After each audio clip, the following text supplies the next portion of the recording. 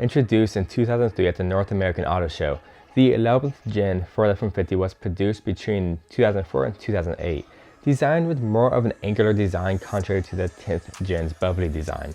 This generation also featured the introduction of the 3-valve motor within the F-150 series. With that said, the 2004 model has the most complaints among all the years, and some of the issues can ultimately cost you a lot of money. So to better educate you about your ride or your future purchase, I'll go over all the major issues with these trucks so I can hopefully help you save money and potential headaches. Let's get started.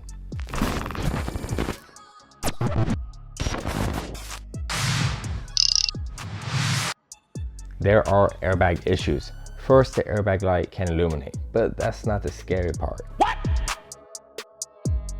The airbag can actually deploy at random. Basically, the airbag within the steering wheel grounds out and the bag deploys. What the which is not a fun issue. Ford did issue a recall for the 2004 to 2006 models, so be sure the airbag issue has been resolved.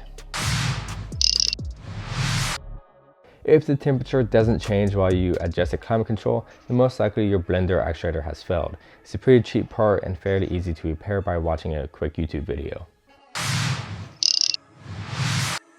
On the V6 motor, the spark plugs like to fully blow out and you may have to retap the holes if this occurs. You can get a kit to reinstall new threads, or you can get a mechanic to do this for you. And similarly, on the 5.4 liter and the 4.6 liter 3-valve engines, these spark plugs can blow out due to Ford's design flaw and not putting enough threads in the head for the spark plug. And it really only mostly happens on the 5.4 liters. And if this does happen, it will sound like a huge exhaust leak. Now, the second spark plug issue is that they like to break while you remove them. The end of the 2-piece spark plug basically gets stuck to the engine block itself. So the part where the top of the plug mates to the bottom of the plug breaks off. You also need to get a kit to remove the stuck spark plug, which can prove to be somewhat difficult. You should replace them with some 1-piece spark plugs to prevent any further spark plug issues. I'll have links to the kits and parts for most of the issues in the description down below. P0301 through P0308 code pops up due to the coil packs going out, and you will have a rough idle and a misfire. The code is cool because depending which code you have, that's the coil that went bad on the particular cylinder. Basically, you just need to replace that coil, which is fairly easy.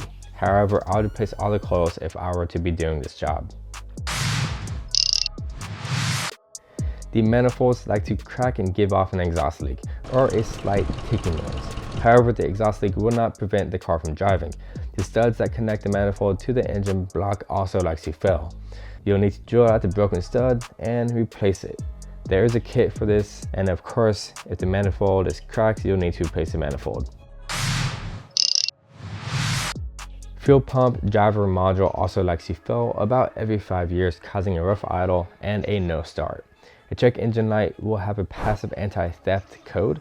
Not sure why, but it does, and most likely it's the fuel pump module above the spare tire. That should be an easy replacement.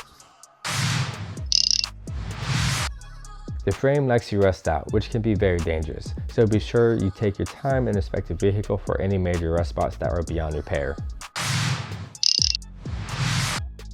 In the 3-valve 4.6 liter and the 3-valve 5.4 liter, sometimes you may start hearing some sort of knocking noise when the engine is warm at idle under 900 RPMs.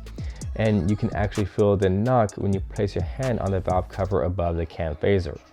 This actually isn't harmful to the truck, just very annoying. You may also hear a rattling or slapping noise upon cold startups from the engine, which means the tensioners are failing and they probably blew their gaskets, and they need to be placed because they can cause a loose chain.